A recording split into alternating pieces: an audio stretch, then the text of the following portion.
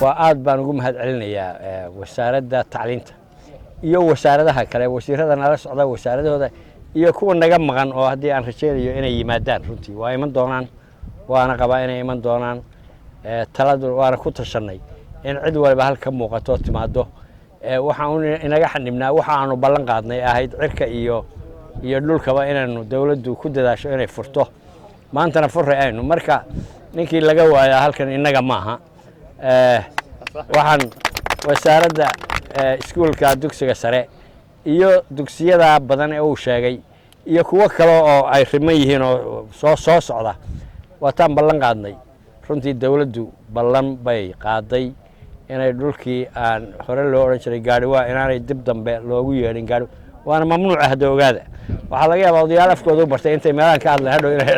gaadhiwaa waana nalama soo gaadh war soo gaadhnay maxaa idiin dhiman haddaan hadda madaxweynihii iyo wasiiradiisi iyo gudoomiye baarlamaanka hadduu marayo dhulkaasi gaadhi waa dambe ma noqonayo mashaariicda wixii u dhimanna haddii alla yidhi waxaan jecel lahay waxay wataan udbahoodii iyo xaaboodii miyaa la yidhi dhigahoodii qoladii la odhan jiray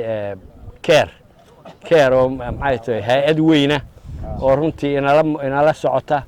oo iskuullada tan iyo maxay tahay horumarinta bulshada runtii qayb weyn ka qaata oo aan aad iyo aad ugu mahad celinayo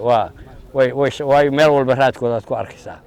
waa meesha aan qori lagu arag baari bastoolad laguma arko meeshtan waxaa meelaha Puntland ay socontay oo meelaha waxaynaya waa idinku mahad celinaa nabadgelyadaas iyo xadaarinimada marka idinkana nabadgelyadaas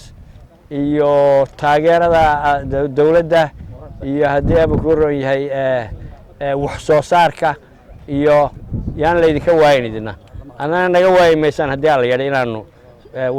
waxtarka wixii kalaana idiin badino